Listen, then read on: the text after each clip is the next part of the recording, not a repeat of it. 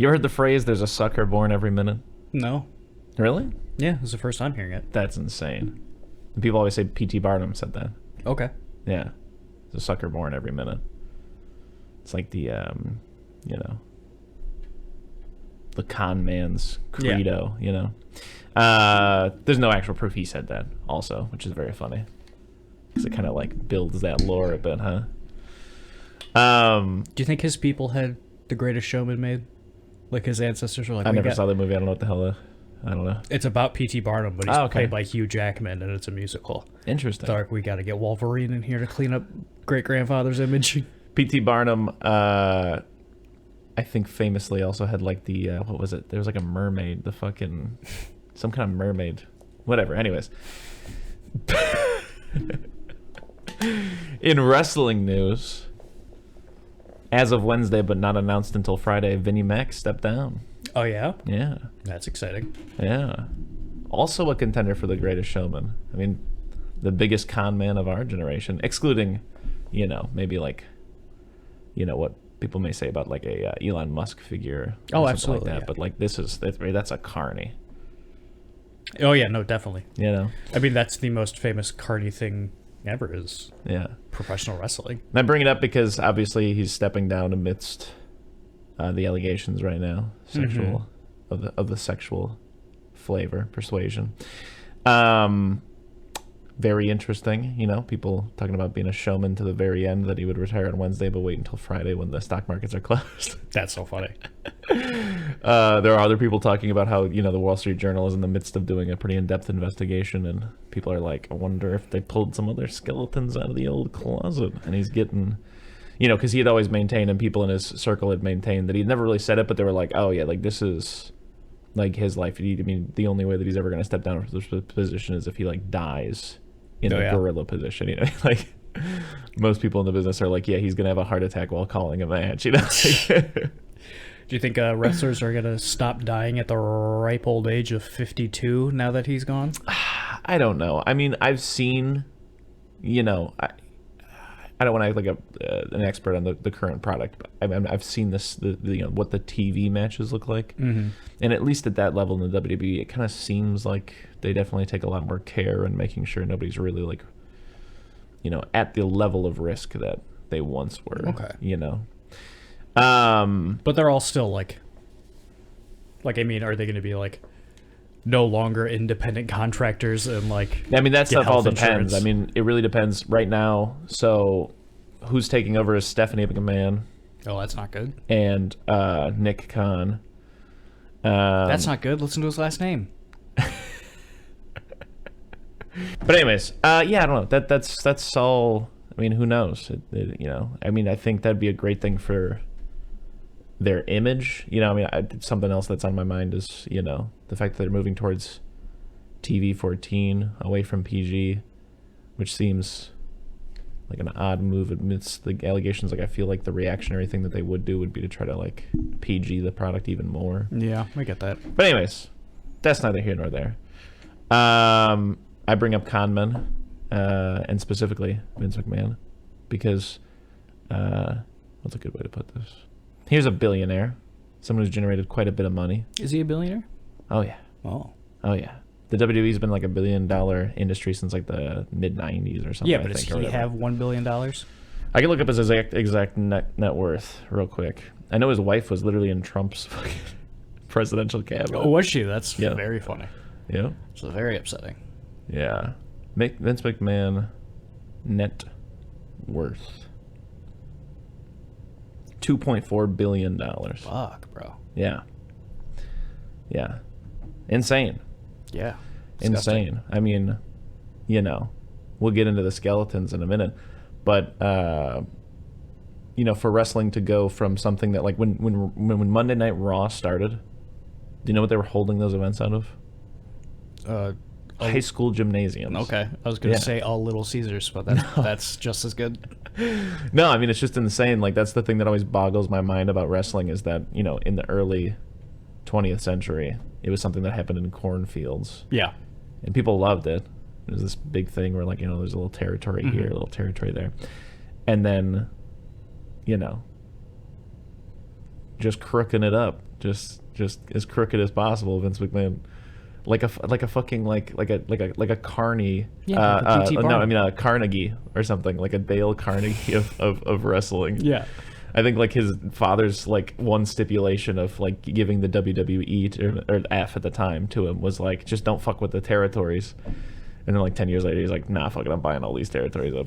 Anyways, Hey, for the record, I don't like Vince McMahon. no, I think he's a bad guy. yeah, Coolest thing I've ever seen anyone do is that one time ECW came on and it was him and he went, "Hey, I bought ECW, now it's WWE." WCW, WCW, sorry. But yeah, insane. I mean, just to think about like the '80s Hulk Hogan, Randy Savage, the '90s Bret Hart, Shawn Michaels, Stone Cold Steve Austin, The Rock, Mankind, Randy Orton, John Cena, Name 4 more.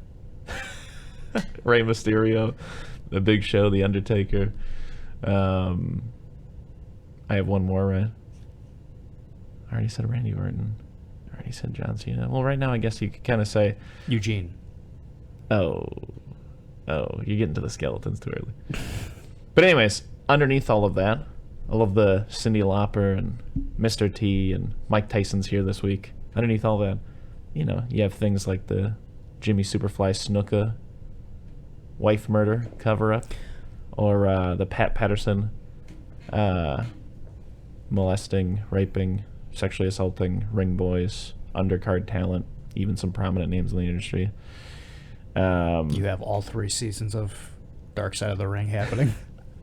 You have Vince McMahon's own rape allegations and affair, cover-up allegations, and abuse of power, yada yada yada. The steroid trial. Yep. And honestly, who gives a shit if pro wrestlers are doing steroids, right?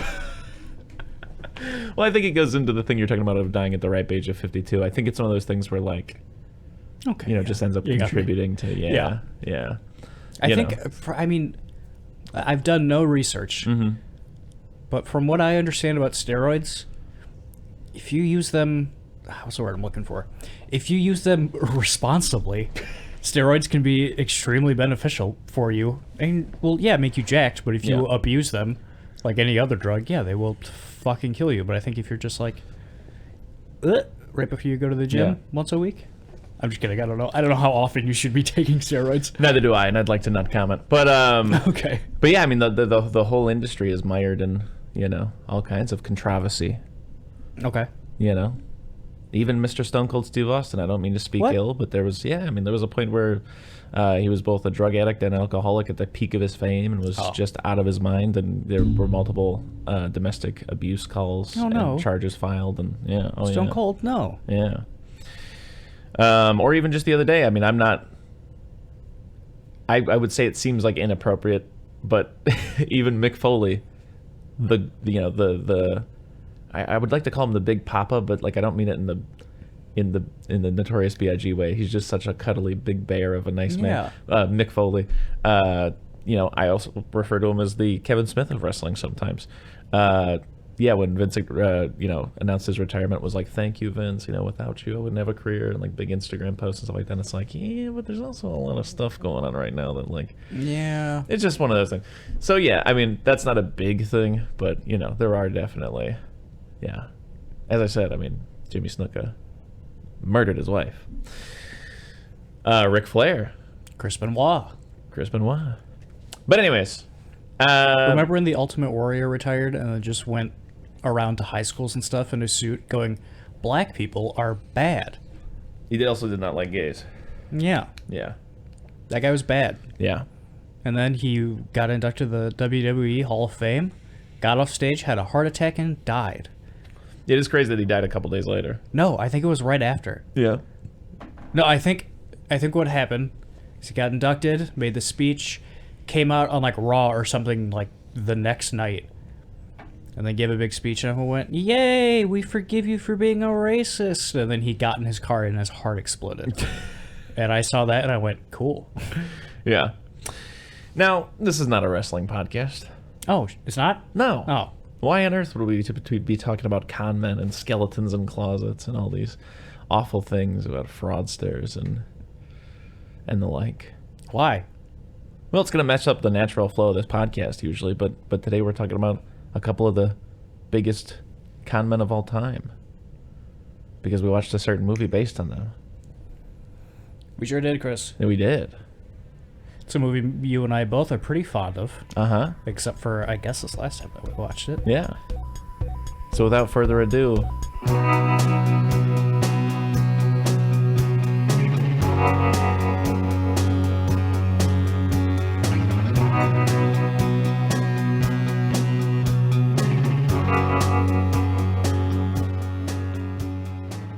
Eating Soup Alone is a podcast hosted by me, Christopher Crumley, and co-hosted by Nicholas Johnson.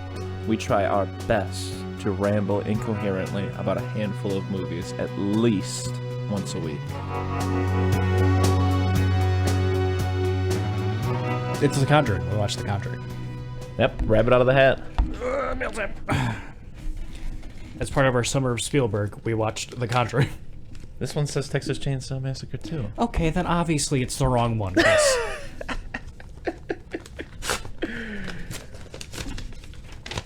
All right. The CONjuring 2013, directed by big-time famous cool guy James Wan. The CONjuring stars Patrick Wilson and Vera Farmiga as notorious con artists Ed and Lorraine Warren. When the Perrins, a mild-mannered Midwest family with 8 daughters, move into their big, stanky new house, something strange starts to happen to them. Something strange in the neighborhood, indeed. Yeah. For instance, their dog immediately dies before entering the house. Scared, confused, and tired of playing the clap game, the Perrins enlist the help of infamous extortionist Ed and Lorraine Warren. The Warrens show up, fuck around a little bit, wrench on the old Cadillac, and the ghosts leave. The end. 7 out of 10. All right. Chris, what's your experience with The CONjuring? I saw The CONjuring in theater. Oh, yeah?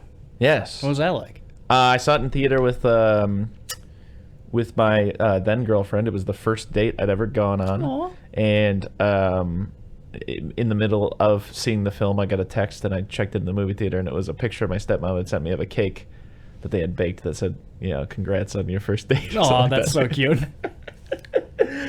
Yeah, I think they were ribbing me a little bit. Oh, no, absolutely. Yeah. A lot of it, they were. Yeah. And I just remember I saw it, and it's one of my favorite things about seeing horror movies on opening nights is it's always a packed house, it feels like, and people are audible. I know I personally don't like when people are like having a conversation in the movie theater, but I do like when people are vocal about what they're seeing, kind of a thing, like just like rowdy. Like I'm not opposed to like the Rocky Horror Picture Show treatment necessarily. Yeah. Not to say that that's that, but I just mean that thing, like, if you're into it, and because like I remember behind me, like the first time you see the witch, it got kind of quiet, and I just remember hearing someone go, "Oh, she hit." Yeah, I think my favorite moments of being in a movie theater, the past couple times I've seen a movie, are that when we saw Scream 5, and that guy's daughter was talking the whole time, right? Or sorry, I probably have said both of these on the podcast because these are movies I've seen for the show. Or when I saw the Batman, and that guy gets shot, and Batman looks up at the street light and goes, "We'll bring him out into the light." A guy 2 seats down from me goes, "Oh shit!" And then subsequently, I liked this movie, despite always taking a bit of points off. I mean, we'll talk about it eventually. For just kind of like some modern horror, kind of like aesthetic or like whatever you want to call it, that I just don't care for. But that aside, I've always maintained that it's a pretty solid outing for this era of horror films. Yeah. Now, I will go a step further and say, perhaps at that time, but subsequently, A24 has kind of rocked the game as far as I'm concerned. And I feel like I've been a bit spoiled, and it's perhaps a little hard to look back on The CONjuring as favorably as I have in the past, just because I've seen so many good outings from them now. Yeah. But I have seen this film quite a few times. Yeah, oh yeah. Quite a few times. I mean, I the first time we cohabitated, I can remember watching it, at least 3 times. There's no way I didn't see it at least 3 times. I remember one time showing it to my sister and her boyfriend. He had like a projection. We were just sitting in like one of those like screened in tents in his like family's big farmhouse yard, I mean, I think twice this year even we've seen it, perhaps. Oh, yeah, no, for sure. Yeah. I think we watched it like 6 months ago or something like that. Yeah. And I'll get more into it in a moment, but I will say I personally have always been interested in the occult, the unexplained, ghosts. Like Fox Mulder, I think the best way to put it, but with separate emphasis. There's something specific I'm emphasizing here. I want to believe, but the farther I've delved into those things, the more jaded and cynical I've become about them. Mm-hmm. I'm not necessarily like an outright, like, I gotta prove everybody as a fraud, but like when I'm watching those shows, I'm like, yeah, this is kind of scary, but also like, they ain't no fucking way. Yeah. There's a part of me that still is like, they could be ghosts, but there's a larger part of me that's like, they probably ain't no ghosts. Mm-hmm. You know? But anyways, before we get into all that, you know, how about your CONjuring? You remember the first time you saw it? Like, I do. Yeah? It was with you.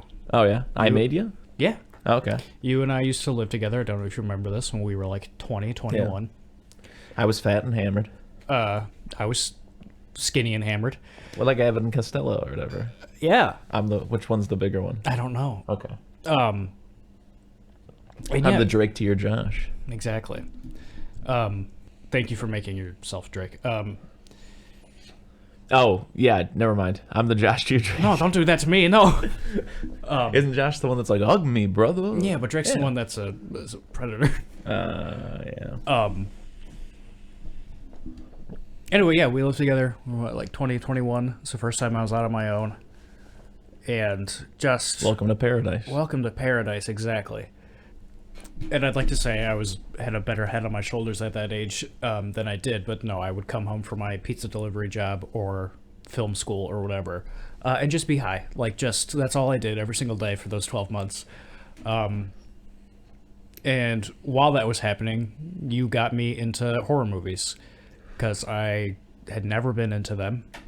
And I think I've talked about it on this podcast before. I played through PT. It was the scariest thing that ever happened to me. It was so scary. Things became less scary in my life. And I learned to enjoy horror movies. And you're showing me these Freddys and you're showing me these Jasons. And I'm like, okay, these are fine. And then you showed me The CONjuring. You're like, this movie's really good. And also, it's got that song from Ryan Gosling's band in it. And I went, well, sign me up. And we watched it. And I'm 20 years old. Stony baloney on this couch, and I'm like, Chris, this is the best horror movie I've ever seen. Yeah. And you're like, you're probably just, it's good, but you're probably just, stony baloney. And I went, okay, yeah, maybe. And then when I watched it again another time, I was like, okay, yeah, this isn't as hard as I thought it was, but this is still pretty good. Yeah. And yeah, like you said, I've seen it a lot of times since that. I think this movie, like you said, I don't like that it has set off the trend of horror movies that it has, specifically like the CONjuring universe movies. I think I looked it up the other day. I'm pretty sure it's the second highest grossing horror franchise of all time. Yeah, it's insane. It is the only like everyone is doing like the cinematic universe thing because of Marvel. Yeah. I think this is the only one besides Marvel that has worked. Like they're making and people are going to go see it and being like, whatever. Yeah. But yeah, and just horror movies are kind of like that now. But I still really appreciate this movie. Yeah, I'll sing its praises eventually. Yeah. But first I'm going to talk about conning, the art of con. Oh, right. But yeah, we watched it last night or a couple nights ago, and I think it was twofold that we have seen this movie very recently. Yeah. And two, we were both kind of on our phones and showing each other memes and stuff the entire time, so it wasn't really hidden. And we had just watched the other movie as well. We did a double feature, so that could be it. Yeah. But I don't know. I think this movie it's still good. Yeah. I think in my mind though, I might like 2 more. Yeah. We can talk about that later, but yeah. Okay, so right off the bat, I think always one of the most egregious things has just been their portrayal of Ed and Lorraine. Yes. That is not good. Because they really portray throughout this whole movie them as like upstanding Christian citizens, people, individuals, and specifically a couple that just seems to fall more and more in love with each other every movie. It's kind of a love story. It's really a love trilogy. Top to bottom in all of these films, pretty much all lies from what I've been able to gather. Yeah. Like, I like that if it was just this one and maybe the second one, I'd be fine with that. Because it's very clearly like, hey, this is just a romanticized... Yeah. they just have their names pretty much. That's it. Yeah. And it's, the quote unquote based on a true story where it's like, what that means. Yeah. But then you get to 3, which I'd love to watch and shit on for this show one day, where it's like, hey, we helped this guy who's on trial for murder because we knew he was possessed by the devil. Yeah. And in real life, it's like, no, that guy seriously murdered some people. Yeah. And they're probably relatives that are still alive. Yes, and these people are still alive, and like you can read interviews with that family where the younger brother was possessed first, and they're like, "No, my brother has a very serious mental illness." Yeah, and they sued the Warrens. And the Warrens came in and exploited that. And fuck the Warrens. Into the ground. Garbage. Just top to bottom. I mean, first of all, I've just heard a lot of talk of Ed being very verbally and physically abusive to Lorraine. Don't like that. I've also heard that famously there's a woman, her name escapes me right now, but she's suing New Line Cinema, I think is who puts these on. Mm-hmm. Because she alleges that at the age of 15 she started a sexual relationship with Ed, and he moved her into the house and she became pregnant, and Lorraine made her go get an abortion, yada yada yada. As for these tales individually, the Amityville Horror, never read the book, but I can tell you the movie is one of the worst movies I've ever seen. Cool. It's very bad. Which one? The original. It stars Josh Brolin's dad. Okay. Name's John Brolin or something, or Derek Brolin. I don't think I just made that up. It'd be funny if his dad's name was Derek. Atrocious movie, but the funny thing about it is that it pretty much follows the same basic outline and premise of this movie, except it's the dad who wants to kill everybody. Ooh. So in my opinion, that's a nice bit of just personal. I'm like, okay, it seems like the Ed and Lorraine's roll into town. They're like, yep, we've seen this before. Here's what this is. And then, they've got that story. They've got the horror. Yeah. This is what a haunted house is, Have I seen what now? The Ryan Reynolds one? I have when I was a child, yeah. I haven't seen it as an adult, but yeah. Is it better than the other one? I don't know. I hear it's notoriously bad, but I haven't seen any of them. The Amityville Horror case is a very disturbing case. Yeah. Not the spooky haunted part that's 100% made up. There are literally people who the guy who I think wrote the book alleges that Ed, when confronted with inconsistencies as he was writing the book, was just make it up and make it scary. Yeah. Yeah. That's fun. There are also lawyers who were involved in the case, because I think that family even sued for the emotional damage brought on by all of the attention for them basically lying and being hey, let's drop this kind of thing.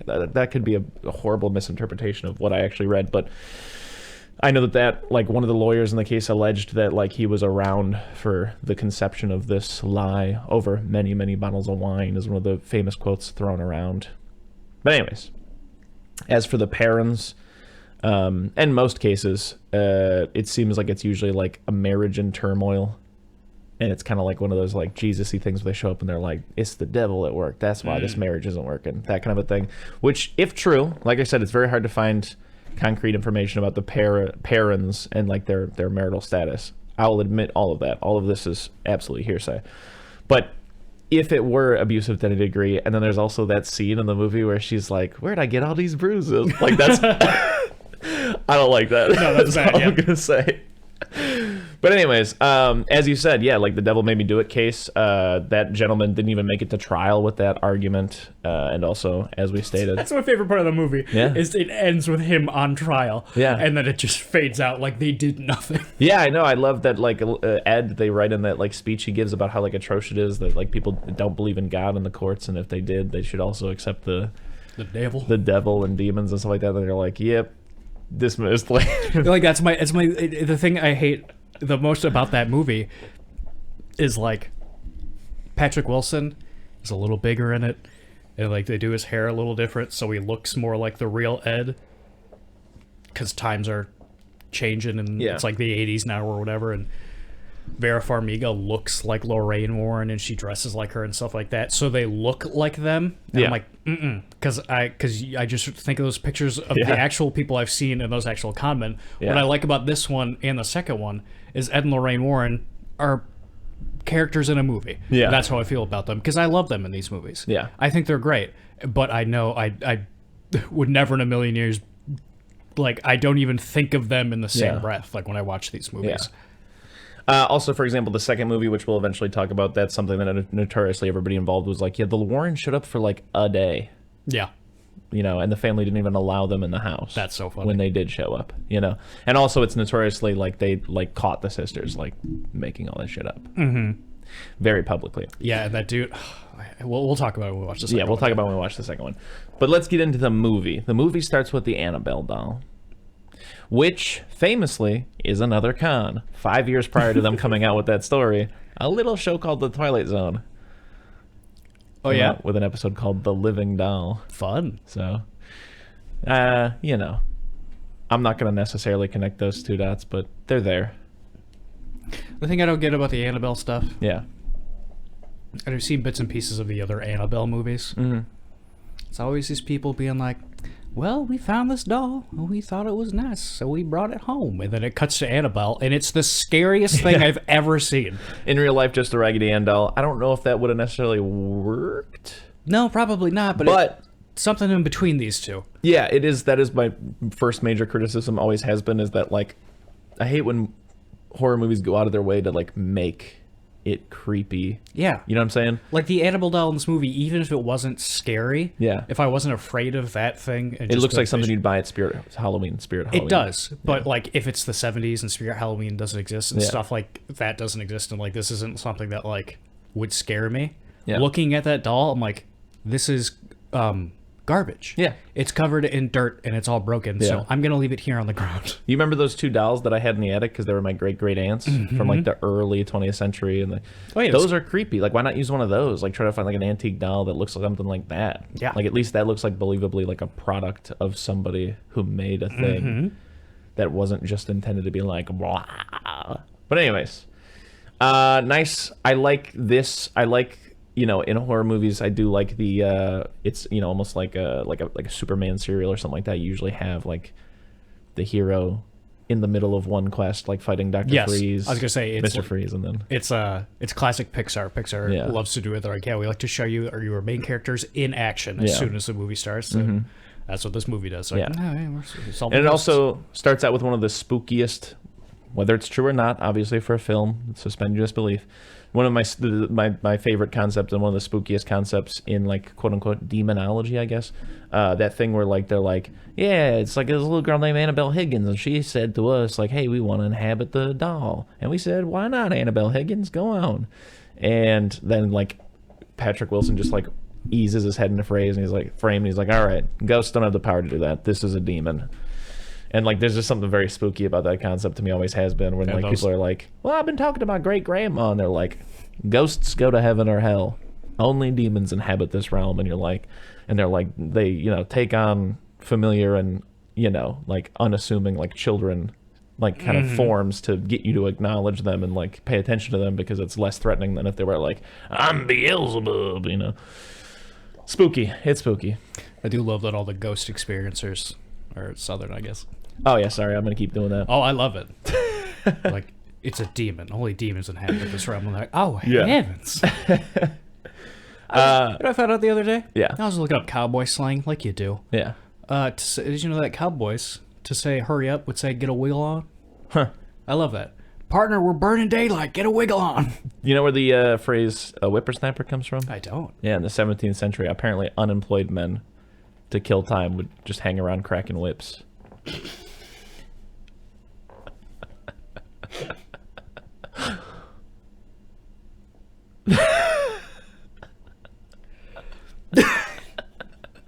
Just hanging around cracking whips, just no one saying anything, just whoosh, yeah.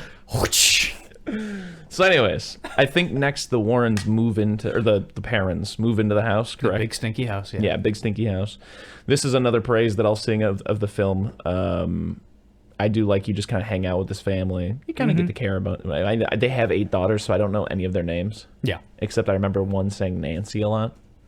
Yes, one of them for sure is called Nancy. Yeah. But they're good, they're hanging out. I think they're having pizza the first night or something like that. They might even play the clap game, and the mom's like, oh, you guys don't even know this house that well. Don't be doing that. They find their water heater, which is strange. Oh, yeah, do they find the little basement, right, that night?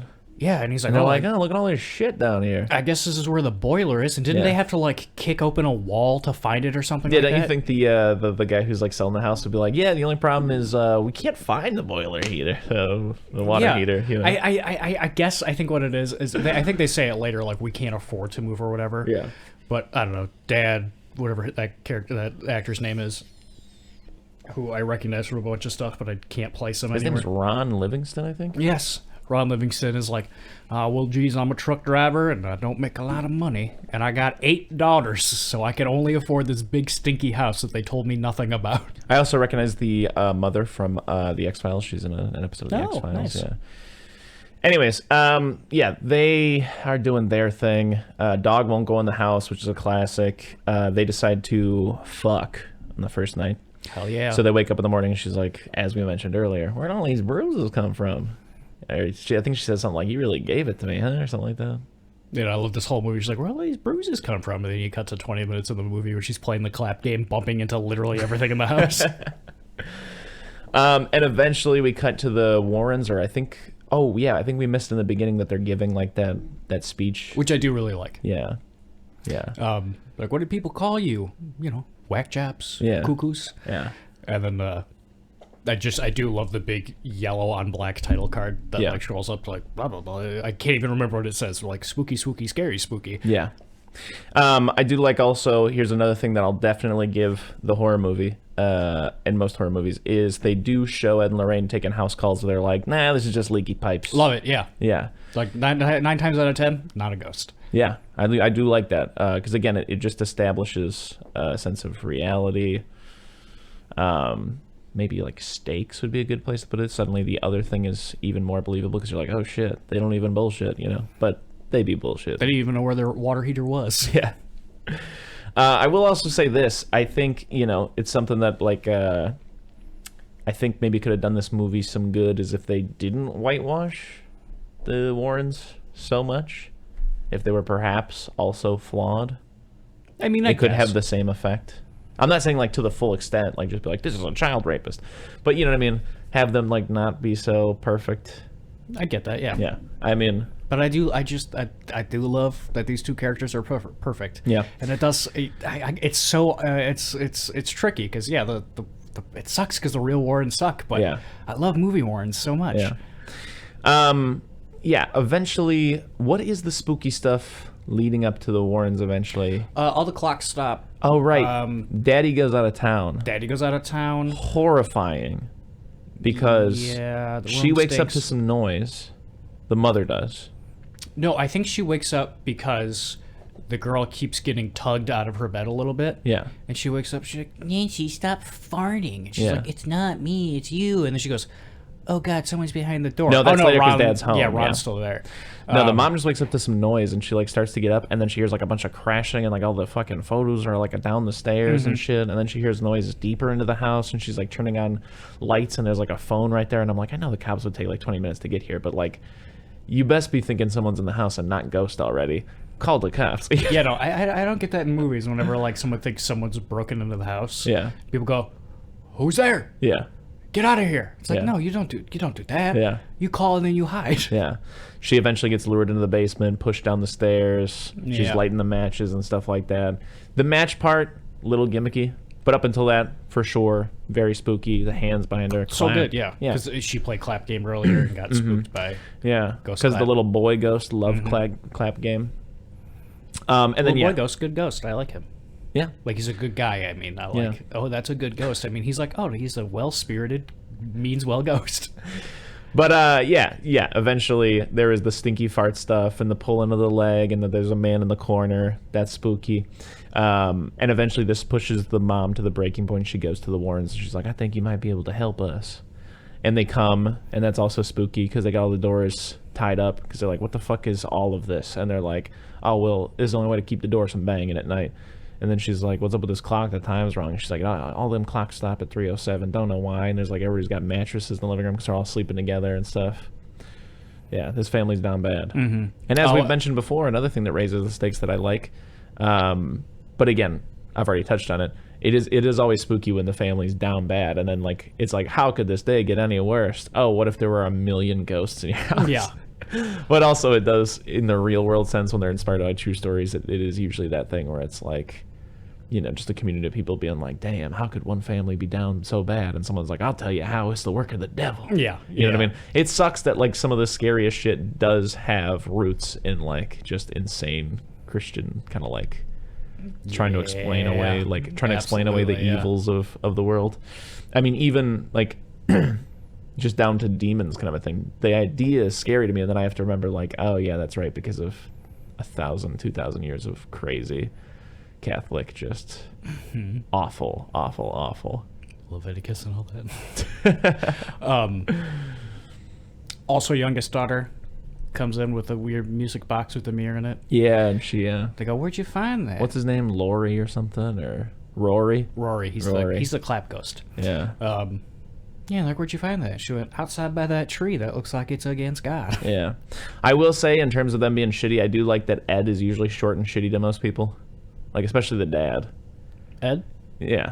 I don't know what you mean. There's just a lot of scenes where he's like just the one that comes to mind, but it does happen a couple of times, is like when he's like setting up the camera and he's like, you mean you caught evidence on that thing? And he's like, well, yeah, that's kind of the whole thing.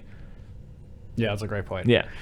It is weird. Or like later on when he's like, you mean like vampires? And he's like, yeah, except I don't believe in vampires. You know, just a lot of little things like that. Yeah, I do like that, because Ron Livingston in this movie the entire time, like, his wife is like tied to a chair, like spitting out blood, and he's like, are you telling me ghosts are real? They do treat him like the dumbest man who's ever lived. Because he might be. Yeah. I think, you know, Ed and Lorraine hang out for a little while. They interview them. They realize there's no audio on the tape when the mom speaks. They go try to talk to the Catholic Church, yada, yada, yada. There's also this whole B plot with, like, Lorraine having just performed an exorcism down in the bayou or some shit, and she's, like, quote-unquote lost her mojo in some way. And every time she sees something, takes a little piece. Yeah.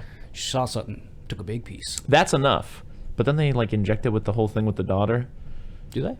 Yeah, because she sees the daughter in the lake, and then like and then in the climax you go all the way to the house, and she's being like terrorized by Bathsheba, because Bathsheba that's the worst part of this movie. Is not only trying to get this mom, which I thought Bathsheba was like possessing the mom, so I don't know. I guess it's not a leap for a ghost to inhabit two places at one time, but in another way it feels like it is. She's possessing the house.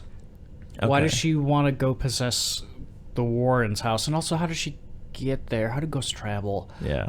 All that stuff just is not unnecessary. necessary. You just get that scene of her in the rocking chair with Annabelle, and it's like, that's bad. Yeah. I don't like it. Didn't need it. Yeah. Did not need it. It does set up, though, two, because, spoilers, but in two, the nun is what she sees when they're talking in this movie. Okay.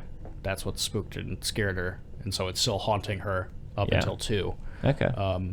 Which is cool, but didn't need all their daughter stuff. No. Also, I think that's very weird about this movie. While they're hanging out with the family and making pancakes and stuff like that, they're like, oh, what a nice family.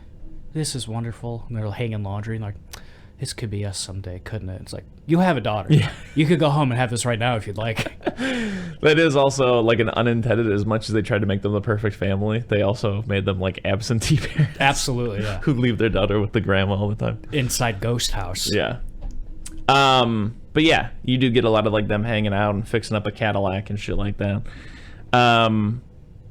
There's the time when the mother and the youngest daughter are home alone, and they play the clap game, and the wardrobe opens on its own, and the hands come out and the clap, and there's nothing back there. Later on, we find out that was Rory's hiding spot. Mm-hmm. There's also the scene, I don't remember exactly when it happens, where for a split second, the camera zooms in on the witch just like on top of the wardrobe. I love that, because everything in this movie up until this point has been like, you know, shit falling off the wall, or like those hands coming out or whatever. Yeah. And then this girl just starts sleepwalking. I'm like, get back to bed, get back to bed. Yeah. And then one of them's looking up. Because earlier you get the girl looking behind the door and there's nothing there. Yeah. But she sees it, and she's looking up, and then it just like really quickly pushes up and zooms on her just gargoyling on top of the dresser. It's great. Big old Bathsheba. Yeah. Eventually they do like research into the house, and there's this whole thing about how like Bathsheba used to live there, who was a real person. A witch. Was not a witch in real life. Oh, okay. Yeah, she had some kids who might have died on their way to like the age of 7 kind of a thing, but like there's not really like she didn't like hang herself outside. And she like, wasn't a. And like what you were saying earlier, like Christians were probably like, "You're a witch." Yeah. Yeah. I don't know that the sewing needle thing is real. Like that's how in the movie they say that she like sacrificed her baby to the devil with a sewing needle by putting it in the head and whatnot. Yada yada. Who knows about all that kind of stuff. Yeah, they're like, oh yeah, and then there's this like maid over here who killed herself, and there's this mom who killed her son, and they set up the whole thing where like Bathsheba's making them do this. Yeah. Because it's her land, and they're trying to drive people away. She's trying to drive people away from the land, and whatnot. Mm-hmm. I'm not gonna get into I'm not gonna try to reason with a ghost. Okay. So. Hey, I don't That's what she's doing. That's what she's doing. Hey, if trust the process. If I was a ghost and I was stuck here, I'd be like, well, I got nothing else to do. I guess I'll just scare people out of this house for the rest of the time. Well, I mean, making them kill their kid is a little too scary, though. Oh no, yeah, okay, yeah, you're right, definitely. Yeah. That's all I'm saying is like, yeah, if you're trying to get people off your property, it just seems like I said, the reason why I'm not going to try to logic with it is like, okay, well now you've just created more ghosts you have to hang around with. Yeah, great point. You know what I mean? Like, it's like you solved one problem over here just to make another one. Bathsheba ain't hanging out with Rory. That's a great point. No way. Anyways, eventually it's time for the big night. And they set up all the cameras and shit. Oh, you get that cool shot of Ed and Lorraine talking by the tree. Yeah. And then when it cuts back to Ed, the feet are hanging behind him. Yeah. That's good. I like that. Yeah. They got cameras set up everywhere. It's all 70s technology. There's like a cop hanging out there for some reason. Yeah, I don't know. Yeah, that's great. I don't know. A great point. I don't know why he's there. Yeah. But I like that he is. I like this guy. I like him being like, I don't believe in no ghosts. Mm-hmm. And then be like, oh, you don't believe in no ghosts? He's like, no, I'm just here to make sure everyone's okay. And then immediately he's like, okay, I guess I kind of believe in ghosts because I just saw a ghost. Yeah. I will say we also glazed over the fact that they try to establish a bit of like more emotional, background or stakes, whatever we want to call it, with the whole like picture at the beach that's clearly not them at the beach, and how Lorraine touches the photo and experiences the memory, and she's like, that's really beautiful, and she's like, I'll never forget that day. It's a picture of them at Sears in front of a backdrop of a sky. But anyways, yeah, they're all hanging out. Some spooky shit happens. One of the kids is walking around setting off the cameras, and they're like, she's not setting off the cameras, all that kind of stuff. They eventually find out that the mom is possessed or whatever, and there's like all this like moving around where like Ed and Lorraine take the 1.5-hour, 2-hour, 4-hour drive back to their place because the kid or whatever, and someone's staying at like the whole family's staying at like a hotel, but the mom takes the kids back to the house. I think what happens is like they can't get enough footage or whatever, or enough proof, and they're like, well, I guess we got to give up. Bye, we're going home. You guys go stay at a hotel while we try to get the Vatican to approve this exorcism. And then when they take that 4-hour drive home, they get all the way home. Yeah. Everyone's like, Mom went crazy. She grabbed so-and-so and went back to the house. Yeah.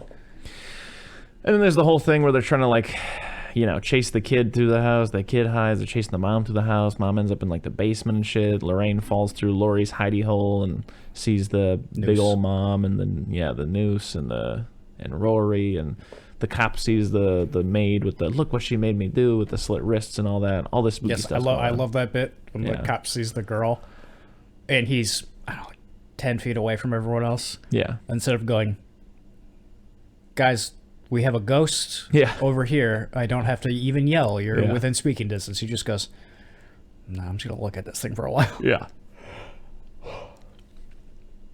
So they're in the basement. Eventually, get there. It culminates in them performing an exorcism. Yes, Ed decides he has to do it. Which is something the parent family has been like very open about. Though they do maintain that the movie is mostly accurate and these things happened and yada yada. They always talk about how like, there was the exorcism that happened. That was more of a seance thing. Even Ed and Lorraine are like, we can't perform an exorcism. We're not Catholic priests. Yada yada yada. But they do maintain like I think that her chair like levitated and shit like that or whatever.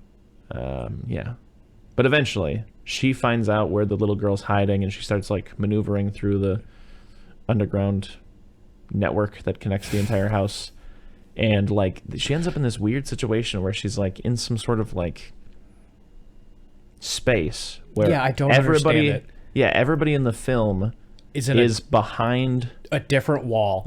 Planks of wood with like slots for them to reach their hands out and try to reason with her, while she has like a scissor and the daughter, and she's gonna stab the daughter. And then like Lorraine's able to touch her head and be like, remember that day you said you would never forget. And that snaps her out of the possession. No. Ed goes, Ron Livingston, you have to talk her out of it. Yeah. And Ron Livingston's there, like with his hands like he's in jail against the wood. He's like, hey, honey, it's me. Yeah. You don't be a ghost. Come on, I believe in you. You can fight it. Everyone's screaming. He's like, good job. Yeah. Kind of sounds like a dad who's a little worried to be a dad, but he's been told by the doctor to like comfort his wife. Yeah. He's like, yeah, this is going to be great. But anyways, so she becomes normal again. The ghost is gone. Mm-hmm. And you kind of get like a, nice moment where like, their little assistant sits down next to the cop and he's like, still not believing in ghosts? And he's like, after what I've seen, all I know is I got to go to work. Bye. Because he works the day shift. Anyways. We did miss, there's a part that I really like when they're scoping out the house with the cameras and stuff like that. And they're walking around and Ed's got the boom mic. Yeah. And they're looking for ghosts and it like cuts to like their 70s camera point of view. Yeah. And the audio is coming from the boom mic. Yeah. So when everyone's talking, it sounds a little far away because that's how that mic would work. Yeah. I just think it's fun. It makes it a little spooky when like your audio and your visual are kind of off from each other. Anyway, they're outside. Everything's fine. Yeah. We also glazed over all kinds of stuff. I mean, like, they think the cop finds the girl at one point and puts her in his car, and then, like, what? Is it, like, birds that swarm the car or something? Yeah, something like that. Whatever. How long do you think the parents lived in that house? 2 weeks. Nah, 10 years. 10 years? Yeah. Like, while Ghosts was happening? The story seems to imply that these things happened over that time period too, that like it was like 10 years of quote unquote like relentless assault and stuff and yada yada. That doesn't work that great for a movie, I don't think. No, not at all. Yeah. But anyways, that's the Conjuring 1, I think. The Warrens go home. Oh, is there more? They've got the little box. Ed puts it in his treasure room. And Lorraine goes, Ed, she holds up a letter. She's like, guess what? He's like, what? He's like, the Vatican approved the exorcism. And the audience laughs. And then they go, oh, Vatican. They go, oh, we just can't win, can we? Anyway, we gotta go head over to Amityville. And then like a guitar riff plays and then the credits goes. You're right, I totally forgot about that. Yeah. It's just like Batman Begins at the end. They're like, he left a calling card. Exactly, that's exactly what it is. Joker. Yeah. I think I never even got into why I still think the Amityville murder story is spooky. It's spooky because, like, I guess like the eldest son like lived in the basement and it was kind of spooky. Exhibiting quite a bit of like antisocial behavior. And he's a then real Sid from Toy Story. Yeah, then just one night, just shot his entire family one by one in bed, and there like seems to be, from my understanding, minimal to no indication that anybody in the family heard any of the gunshots and woke up, and like everybody was able to somehow sleep through that, and also nobody in the neighborhood reported hearing anything while this happened, and it wasn't until like late evening the next day that like anybody found out what the fuck was in the house. Like he was just at a bar hanging out. Wow. And yeah. There's a bunch of spooky, like it's just weird. Like the whole thing is like, oh, that's really fucked. It's weird, yeah. Yeah. It's like that one spooky story you told me where ghosts happen, but like the scariest part of it somehow is like everyone in the family just slept until 7 in the afternoon. Oh yeah. Yeah. There's like some haunted house in like Arkansas, and it's another like story that's probably bullshit. But there is a day where like the thing that is most spooky is the dad is like, oh yeah, then we went to bed and didn't wake up until 7 p.m. the next day. It was a Sunday. We slept through church every Sunday. We'd have like dinner with my parents. We just went straight there and didn't tell anybody because we were like, this is weird. And it's like, yeah, objectively, that'd be strange. Like, if you and I both woke up, like, went to bed, like, normal tonight, like 8 p.m., and then tomorrow woke up at, like, 7 p.m. for some reason, we'd both be like, there's a gas leak here or something. Yeah, we have to call somebody. Somebody has to come here. Yeah. But anyways, how do you... sorry, I was just thinking about that if that happened to me. And obviously, I miss a full day of work. Yeah. How well do you think that would go for me if I called my work the next day and being like, listen, I'm sorry. I know it's bad that I slept through an entire shift. Yeah. But I need you to know that not only me, but my roommate also. Both woke up at 7 p.m. That's got to be... We have a gas leak or something, right? Yeah. I don't know. I don't know. I feel like there's a 50-50 chance that I could get fired or my work would be like, you got to move. Yeah. Because like as I've mentioned on the podcast before, I lived in a house where there was a woman who was a I think like a waitress or something like that, and she was dead in the house for a couple of days before eventually her job was like, yeah, she's like not showing up the last couple of shifts. Hey, boyfriend, can you go like check on her? And then they found her dead in the house. Cool. Yeah. Yeah. There are also some other spooky stories that line up with the Amityville, like nobody waking up or everybody got murdered in their bed and nobody seems to have woken up for it, yada, yada, yada.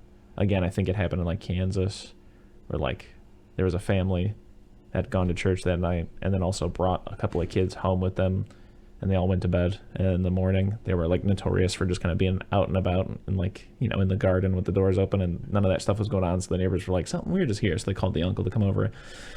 They found like all the windows and doors locked shut, all the mirrors and windows covered with sheets, and each one of the family members had been killed with an axe in their bed, basically. Yeah, and the only like evidence, hard evidence they found were like a pile of cigarettes in the attic where like it was pretty clear the person had been in the house for a while and was just waiting for them to come home. Yeah, and then there's another one in Germany, very similar. The Hinterkaifeck farm. Same thing, whole family, mirrors covered. The person who killed everybody, like somehow it seems like in the evidence that he like one by one lured them to the barn and killed them in there. And then other than that, I think there was like the youngest kid and a maid who were killed in the bed inside of the house. And there's like evidence that he hung out and like fed the farm animals and kept a fire and ate in the house for a couple days afterwards. And there was also like over the last like 6 months to a year beforehand, like a couple of maids who quit because they were like, we kept hearing noises in the attic. And like the second maid, that was like her first day on the job that she ended up getting murdered. And like the father had gone to town talking about like how he's like, yeah, it was weird, I found a newspaper in my house that like I don't even read that newspaper, I don't know how it was there. And like he had found like footprints in the snow leading to like the door in the attic, and just thought it was weird because like why would anybody be using the door attic, and why wouldn't there be footprints coming out, kind of a thing. And one of their house keys went missing at one point too. Yeah, it's just a weird story. Wasn't that one like all the mirrors were covered up as well? Isn't that the connecting thing? I think I remember. Yeah. And now that whole site has been demolished because everybody's like, it's just too creepy. But there's still a plaque for the family there in that field in Germany. But anyways, I feel like I gotta give this Shining maybe like a C minus. C minus. Yeah, I'm gonna give the Conjuring a B minus. Yeah. Yeah. Yeah. Oh, never made a Conjuring joke because they're con artists. Ah, the Conjuring. Yeah. That's good. I like that. I thought about it at the beginning, and I was like, I'll work this in there somewhere. Yeah. And then I didn't. Sorry, everyone. Okay, well, what the fuck else did we watch again? Texas Chainsaw Massacre 2. Ah, yes, that's right. Directed by Tobe Hooper, your favorite movie. My favorite movie. One of your favorite movies. My favorite movie. You love this movie. Yeah. You like this movie a lot. Yeah. You enjoy this movie. Yeah. Okay. We'll talk about it. We got it. Yeah. You want to give me the mail? I believe I already did. And you went, that one's wrong. I'll reach for it. All right, Texas Chainsaw Massacre 2. Texas Chainsaw Massacre 2, to the tune of Teenage Mutant Ninja Turtles theme song. How does that go?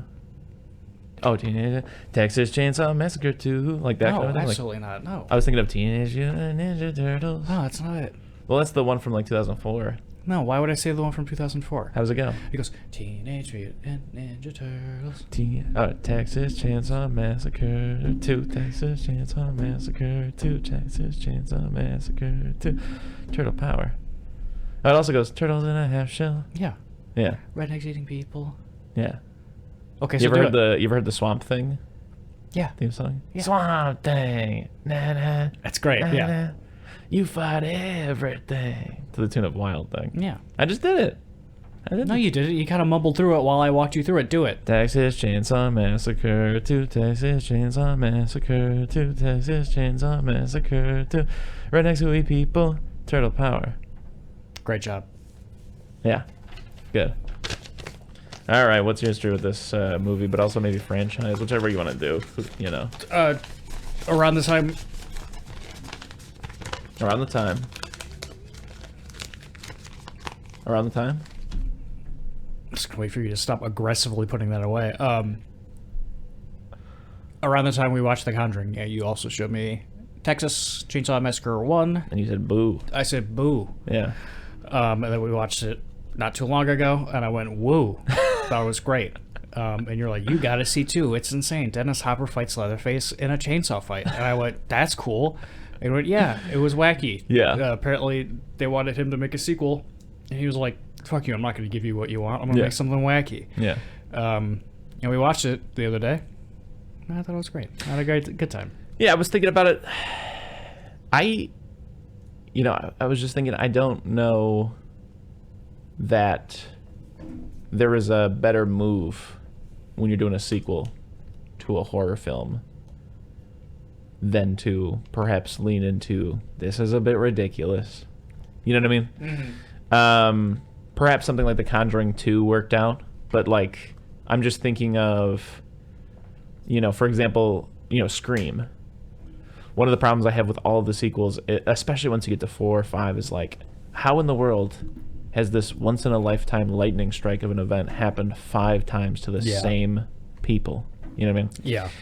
And, even the same thing with, like, Friday the 13th, although I think that gets a pass because they do lean into being, like, hokey, like, come on, this is just fun.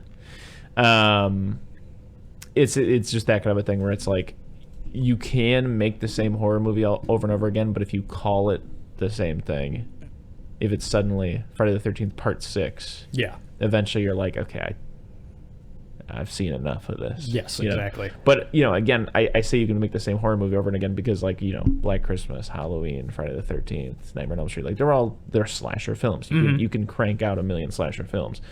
But if you crank out 1 million in one franchise, suddenly, And so anyways, right off the bat, that's one of the things that I really like about the Texas Chainsaw Massacre 2 is that, like, obviously this was a better move than if they were just like, all right, we're doing it again.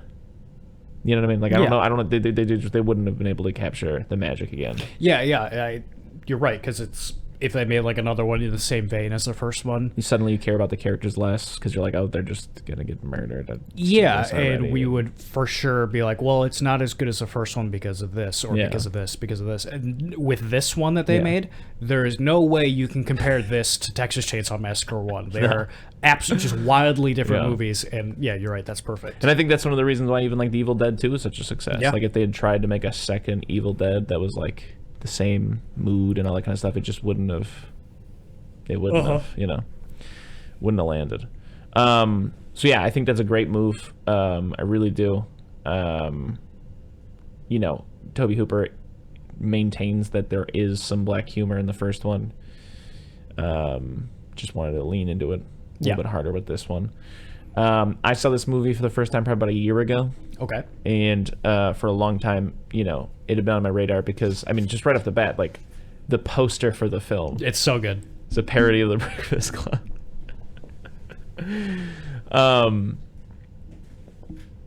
In terms of the actual movie, one thing that I've never really cared too much for is the opening scene is ridiculous, but also I just don't care that much. With the guys rolling around shooting guns, that's kind of funny, and then they're calling into the radio station. It starts with the most boring opening credits I've ever seen. Yeah. And it's just red text on a black background while like a scary Texas Chainsaw 1E scores behind it. Yeah. And then you get the most 80s riff, like needle drop ever, and it's just these two college yuppies drive around in their car shooting out the window and stuff like that, which I don't have this thought fully developed yet, but I was thinking about it while I was watching. I was like, yeah, the first one is that thing that we were talking about of like, oh, things are getting dangerous in the world and there's some places you can't go. Where like, if you and your friends are on a road trip, you're from the city, you might drive into the country and there's these cannibals there. Where in this one, it's like, no, here are some big city folk driving around, I guess, the country, blasting guns and stuff like that. Yeah. Also, I got a great question for you, Chris. Yeah. At one point, they call the radio station, picks up his car phone, dials, blah, blah, blah, making fun of radio people. Chris, how does a car phone work? Oh, I don't know, but I do love that. Like, I don't think it's a big deal, nor do I know that it was intentionally like that. But it's very funny to me that, like, I think almost 100% of all phone calls happen from a car phone in this movie. Yeah, yeah, because the cannibals have one too. Okay, the Sawyers. That's why he's on the phone, and his kids are like, "Turn on the radio." What's on the radio? And then he turns on the radio, and he hears like the Chainsaw Massacre happen. He's like, "You gotta go take care of this. You and your brother Leatherface, go take care of this." But is it like, because people didn't like have cordless home phones at this point? Yeah. Like payphones and home phones were connected to a wire that ran out of your house. It was suspended by a pole with everybody else's phone wire to the phone company. Yeah. How in 1980? I don't know. I don't know. I've never even thought to think about it. What are you looking at? Are you thinking about looking it up? I'm just racking my brain. But anyways, they call into the radio station. For some reason, I don't know how phones worked back then. I assume it was still on like a, you know, that system. You know how like you used to have like an operator who would have to like hang up for you and stuff like that. And like if you just picked up the line, like they would just be on, and like you would have to hang up on your end. So they're like fidgeting. They're like, he's like, you know, the radio DJ Skeet or whatever her name is, or Street or Stretch. Yeah, she's like, JG, hang up on them, get them off this line, you know. And they get Texas Chainsaw massacred. It's ridiculous. For a long time, they're driving backwards next to the yuppies, and Leatherface has got a skeleton attached to his body while he's doing his chainsaw dance, and, you know, chainsaws the head off of one of the yuppies, which is the, you know, makeup work of Tom Savini, who was in Dawn of the Dead and also, you know, directed a few horror films, you know, did the special effects for, you know, Friday the 13th and Part 4. Anyways, that's all ridiculous and over the top. In terms of going scene for scene, I mean, you have notes and shit like that, but I don't know if I totally can. But there are things that I'd like to sing the praises of. One is I do like, because again, it just adds to this ridiculous nature, that all of the needle drops and like all of the music throughout this is just, like just 80s like music. Like it's just pop hits the whole time. Yeah, it's great. They go from the radio station to... Before we move past it, they do also have the controversial Beatles covered in dead baby doll parts. Yes, I love that. In the background. It's a good touch. Tobe Hooper wanted to just produce this film, ended up directing only because they didn't have enough money for a director. That's funny. Yeah. They go from there to, I believe, the chili contest. Yeah. Which I love. It's like a scene. There are a few scenes in here, but this one is like one that I'm like, this feels like season 2 of Twin Peaks. Like it's just like this woman up there who's like, and now we're gonna review the winner of this year's Mid-Texas Chili Festival. And they cut is it gonna be Oklahoma? And everybody's like, boo. Or is it gonna be our old homegrown Texas chili? And everyone's like, yay. Yeah. And they cut to the trophy and someone slaps chili into it because it's got a bowl on it. And the whole time the Sawyer like is holding it, he's got it like pressed against his suit, and it's just all over his suit as he's like, what makes your chili so good? He's like, it's the meat. It's the meat. And then she finds like a tooth in the chili, and he's like, that's just one of them hard white peppercorns. And I think at this point I think the first thing is like you also get Dennis Hopper showing up at the crime scene. Yeah. And you have all those cops being like, all right, cowboy, get the fuck out of here. We know that your brother's kids were killed or whatever, but there ain't no Texas Chainsaw Massacres happening here. Mm-hmm. And he was like, well, I have it on good authority that a Texas Chainsaw Massacre 2 is happening. And then he's like, yeah, well, I got, authority from the DA to kick you out of Texas. And he's like, well, I would just like to see that authority. And he's like, all right, you called my bluff. He's like, now get that shit on the news. And he's like, I know some good old boys at the news that'll get your story on the news or whatever. Anyways, because JG and Stretch goes to try to talk to Dennis Hopper, and she's like, I got the scoop, I got the skinny, and he's like, I'm gonna do this alone, which is also very funny to me because like the next scene is him sitting on her stairs like, lady, I can't do this alone. That's great. Yeah. It's so funny. Is that before or after he goes to cut right chainsaws? That's before, I think, or maybe after. I don't know. But he does show up. There's a guy on the phone. I love just like little details. Like he like has all the lights off because like he's a small business owner trying to save money on electricity. Yeah. So when a customer actually comes in, he flicks the lights on. Mm-hmm. And without saying anything yet, Dennis Hopper just like walks in, finds a couple chainsaws he likes, Starts swinging them around. Yeah, leaves just a row of like hundreds on the table, and then he's like, "You can test them chainsaws. I would encourage it." And then again, it's like almost like something out of like Twin Peaks season 2, because he's like, he's cutting the fuck out of the. And at first, you cut back to the guy who like owns the chainsaw, going like, "Oh, oh," and then eventually starts cheering for Dennis. Like while he's doing, he's like, "Yeah, yeah." And again, no dialogue. It's just this guy's like facial and just guttural like yas or oohs. Out of this world. Dennis Hopper is like, I can definitely do a Texas Chainsaw Massacre 2 with these. Yeah. I don't remember what film it was afterwards, but until that movie came out in like 94 or something like that, Dennis Hopper said this was the worst movie he was ever in. Hogwash. This movie's great. Yeah.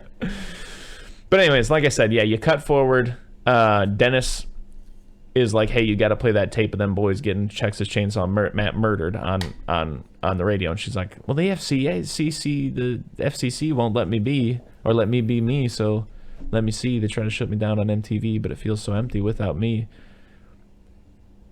And he's like, lady, I don't know what the fuck you're talking about. And he's like, hey. She's like, your kids are going to love it. Anyways. And it's something to work around if someone calls and requests to hear it. Insane. Yeah. I want to hear that snuff tape. So anyway, she plays it every hour on the hour. Eventually, Chop Top and Leatherface hear it. They inform the Sawyer. I do love that he is just a food truck owner that goes around with his kids randomly killing, because again, like I do like that as like that's a neat idea. I like when there's iterations on the idea. Like again, in terms of sequel, I don't know how well just another group of teens wandering to the house would like work, kind of a thing. I like that they're now mobile. They had to leave that area because there was too much heat, and again, it would leave like quite a bit of anonymity. Yep, there you go. Yeah. You got it. Right, because it's the same thing. Like people always talk about how like along highways, like there are perhaps a number of serial killers who are active that are also just truck drivers that you just can't gather information on because they're just up and down that highway all day. There's no way to like pin any one person, any location at any time, kind of a thing. Anyways, they call and they're like, "Daddy, you'll never believe what's on the radio," and he's like, "Oh, you coon shits," and yada yada yada, and you better go take care of it, right? So Stretch is now alone in the whatever, and you meet Chop Top for the first time if you want to take it from there. I don't know if you want to talk about Chop Top. You like Chop Top? Oh, I love Chop Top. Yeah. Didn't realize it wasn't the same guy from the first movie. He's like, I think canonically supposed to be the twin brother of the first. Like I didn't know it wasn't the same actor even. Yeah, well, that's one of the things. Another fun fact I'd read was that he had just made a short film called The Texas Chainsaw Massacre, where he plays the hitchhiker, and somehow or another it got into Tobe Hooper's hands, and he got a hold of that actor and was like, if I make another one, I'm definitely putting you in the movie. And he did. Well, it seems strange that he wouldn't get the... A lot of people from the first movie didn't want to be involved. Oh, okay, that makes sense. Gunnar Hansen or whatever, the guy who played the first Texas Chainsaw Massacre, Leatherface, didn't want to reprise his role, stuff like that. Also, what is it, Jim Sydow? Is that his name? I think the guy who plays the Sawyer daddy. I don't know, I think he's a great actor. Rest in peace. He's the only returning member from the first movie. Okay, that makes sense. That's all you need, really. He's great. I love that this movie gives him a lot more of a chance to shine. Every time he talks and he's off screen, I'm like, is David Lynch in this movie now? Because he sounds exactly like him. Yeah. I feel very similar about like Cary Grant, like in Rear Window and North by Northwest. Yeah. Like, and he's like, now tell me why a man would leave his house in the middle of the night on 3 separate occasions, one with a suitcase, then come back without the suitcase, and then, whatever. Yeah. How? Where was I? We're talking about Jim Sydow and how Chop Top. I was trying to get you to set up Chop Top. I love that they call him Leatherface in this movie. Yeah. Because I feel like that's something that would never happen in the first one. Yeah. But at this point, everyone knows him like in pop culture as Leatherface, and because this movie's wacky and wild, the whole family calls him Leatherface. Yeah. It's great. Chop Top is there, and he's got a weird wig on, and he's just like, I think he refers to it as his Sonny Ono wig at one point. His Sonny Bono wig. Yeah. And he's like, oh, you're my favorite radio DJ. Like, I'm your biggest fan. And he's all I like to make a request. Sounds like Beavis or Butthead. I don't know which one's which. And things get a little out of hand at some point, and Leatherface comes. First, I mean, I think he's very creepy, and that's a very tense scene where he's like, "Hey, I've never been in a radio station. Can I get a tour?" She's like, "Yeah. You can get a tour. This is Mr. Squeezy. Wiki. He's like, this is a rubber ducky. Like, Yeah. And that's an exercise. And I like it because it's the scene from the first one where the brother gets in the car. Yeah. But that one's like legitimately like, oh, this is tense because like, what do you do in this situation? And this one's more very much so an 80s slasher version of that. Yeah. And it's great. I think it works really well for what this movie is. Is that the record vault? Music is my life. Yeah, but you're right. Again, this is another example of them iterating on something they've done already. Yeah, making it for the times. Yeah. Better or worse or whatever. Whatever the goal of this movie is. Yeah. Whatever the goal is. Lord only knows what the goal of this film was. Yes, exactly. But Leatherface bursts through the wall and he hits Chop Top. How do you like Chop Top fucking with the hot iron and eating his head? It's gross. And I love it. Yeah. My favorite part of this movie, I wrote it down, is when the partner, her DJ partner comes JG in. Or whatever, yeah. And like he LG comes in and like knocks him down or whatever. LG gets knocked down or whatever, and Chop Top goes, "Lick my plate, dog dick." It's so fucking good. Yeah, but prior to that, when Leatherface, as we said, he bursts in and he accidentally hits Chop Top in his dome. And he's like, "You dented my plate, you son of a bitch," whatever. And he's like, "You fucked up my Sonny Ono wig. Leatherface, you're gonna have to buy me a new wig." But yes, Leatherface gets, he chases Stretch for a little while, and honestly, like, I feel like this movie does that thing where like it's ridiculous and whatnot in the 80s, like when she gives the tour and she spends the whole time just showing him the wacky shit on her desk. Or Dennis Hopper, one scene to the next, being like, "I'm gonna do this alone. I can't do this alone." Yeah. But there are some genuinely disturbing things. Like, I do not like watching Chop Top hammer LG in the head just over and over and over and over again. I just don't like it. Yeah, like even when they have Grandpa do the same thing he did in the last movie. Yeah. That still got me, even though it's done worse in this movie. Yeah. For some reason, the idea of an old, weak man trying to bash your head in with a hammer. It's like horrific. That's like actual nightmare stuff. Yeah. That's like in a nightmare, you'd be like, just like trying to hit me in the head with a hammer. And I was being restrained by a couple of guys, and he kept missing because he was so weak, but like I just knew eventually he was gonna do it. And then I woke up. But anyways, in Leatherface, there's another scene, again, comically, like ridiculous, that in two separate scenes, he bursts through walls. I love it. It's so good. She like locks herself in like some kind of like behind like a barn door, sliding like a metal door, and then he bursts through the door. And then you get the dry humping with the chainsaw scene, which coupled with a few other scenes seem to be some sort of like over the top satirical jab at like the whole thing with like the knife being like the like a phallic symbol, and it stabbing a woman in a movie being like sex and repressed sexual this and repressed sexual that or whatever. Also a very weird and uncomfortable scene. I don't like dry humped with it because she's like, "Are you really good?" I hate it. And then when she's actually getting dry humped with the she's like, "Oh, you're good. Oh, you're good." Hate it. Just hate it. I don't mind the idea of Leatherface having a crush on her and having sympathy for her because he thinks she's cute or hot or whatever. Yeah. But when you get to that point, I'm like, I don't, because it's not like scary. I just don't, because like it's shot almost like it's supposed to be sexy, and I'm like, I guess that's the point. Is that this is all supposed to be ridiculous, but I don't like looking at this. Yeah. Then, they fuck off into the night, and she's like, she runs away. "Lefty, where are you?" Yeah, she follows them. She follows them to there. They live underneath an actual abandoned amusement park, which is a real location in Texas. Yes, she falls through a trap door, which is the funniest thing I've seen in this movie. I think she rolls down some slides that were left over from the movies. That makes sense, because I missed the part about it being an amusement park. And watching this, I was like, why do they live on the set of Global Guts and Legends of the Hidden Temple? That's what this whole place reminded me of. But that makes way more sense. Also, what do these weird caves that they live in look like? And Dennis, I think, eventually ends up like following her or finding it on his own or something like that. Yeah. Dennis He tries to save her when she's falling down, but he can't. And then he finds another way in with his chainsaws. So they're now in, the underground tunnel system. Stretch has found her way into Leatherface's little butcher room. And this is another one of the most gruesome scenes of the movie. Yeah. Leatherface, comically, in my opinion, has like one of those tiny electric like turkey carvers. Yeah.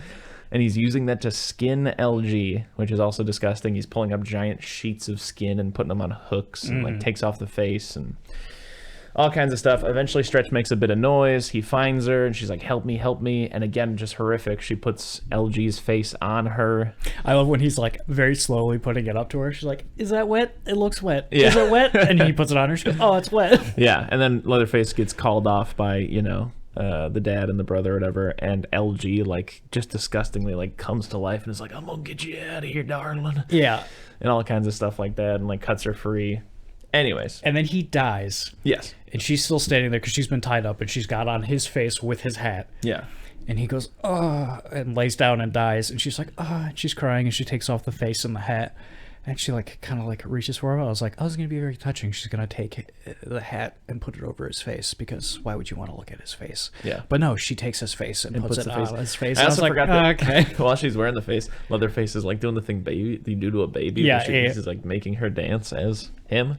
Anyways, yeah, she ends up, like, trying to get away or whatever, and they, like, corner her, and they're like, Leatherface has a girlfriend. Leatherface has a girlfriend. Yes, and she says something here that I wrote down because it's so strange. Just the way she talks to Leatherface during like this end half of the movie. Yeah, he's like got her cornered because they like get a glimpse of her as she runs by, and they're like, Leatherface, you gotta go get her. And he's like, fuck, all right. And he's like trying to kill her at this point. And he's like got her back into a corner, and she says, stop or whatever. And she goes, it's nobody's fault. I just got to be honest with you. I just can't do this. Like, what are you?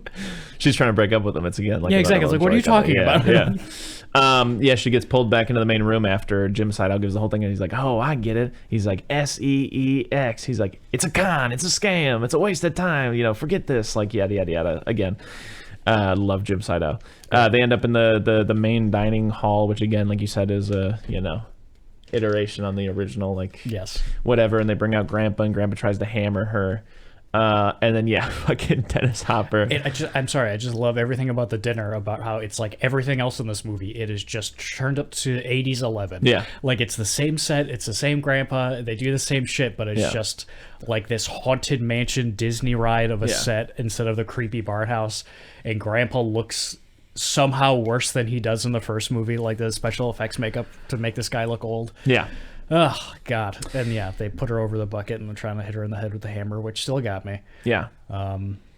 Meanwhile, Hopper, while all this is happening, they keep cutting back to Dennis Hopper somewhere where they don't hear him. Bring it all down! Exactly, just screaming and revving his chainsaws, and no one knows he's there. And then he shows up, and I don't remember what song he's singing, but just you don't see him yet, but he's like, on top of Old Smoky, all covered in snow, I lost my true lover from a courting too slow. And then he shows up and he's like, I'm the Lord of the Harvest. And Jim Sidow's like, is there any way to enter a man's home to come in just singing?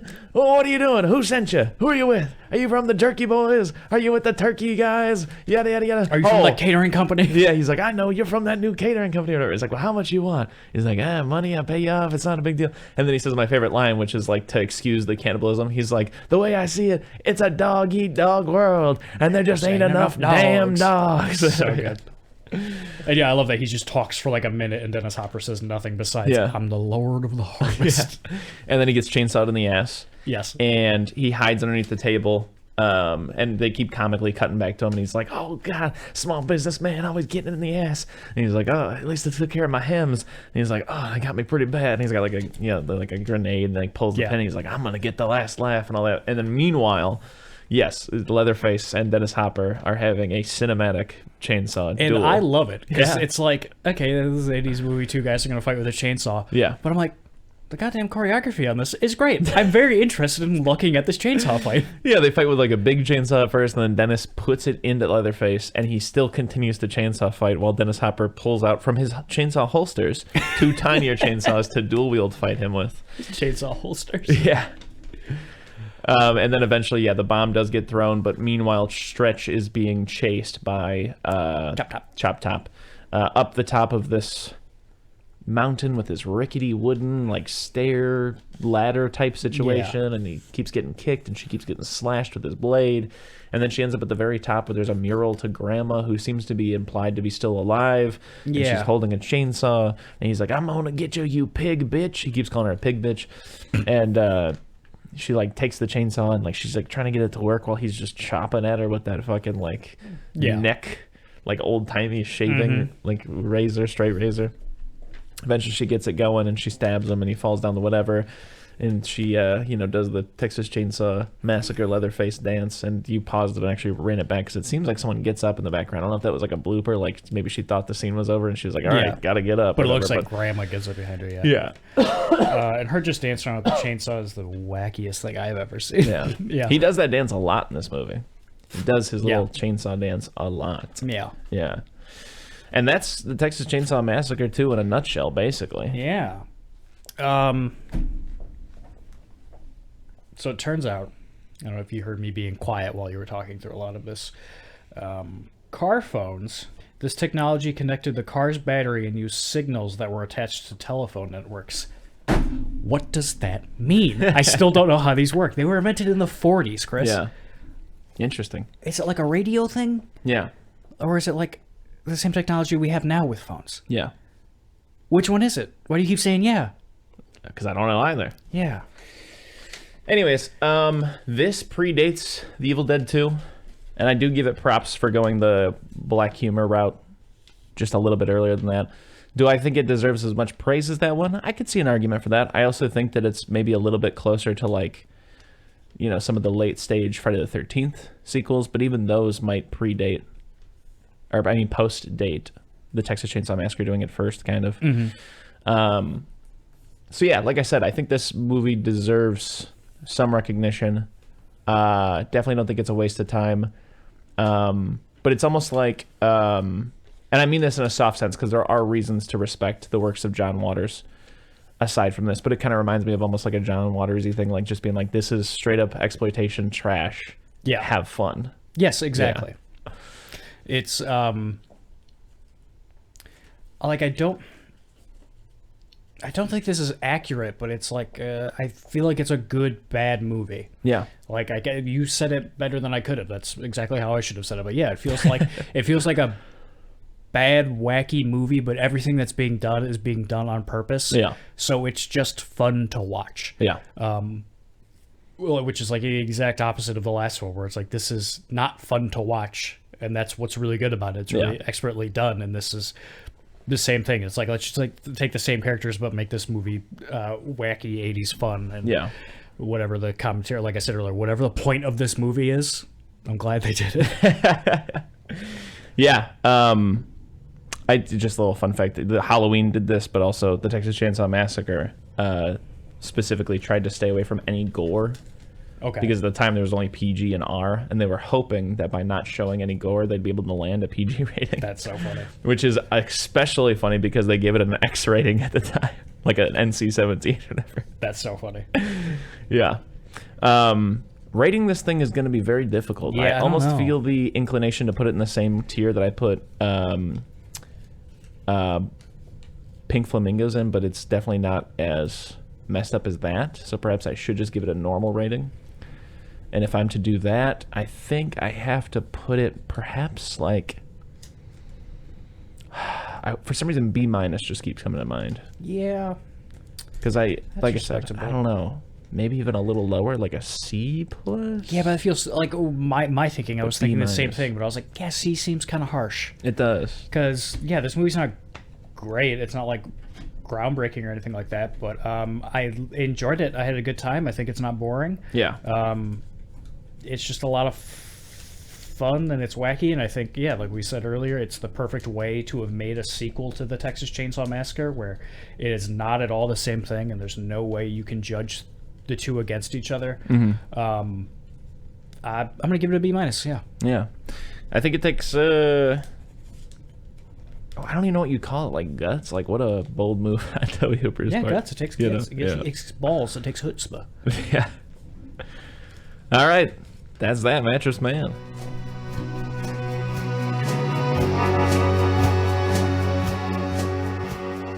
If you need more soup, follow us on Instagram, Facebook, and Twitter, or go to our website, eatingsoupalone.com. And until next time,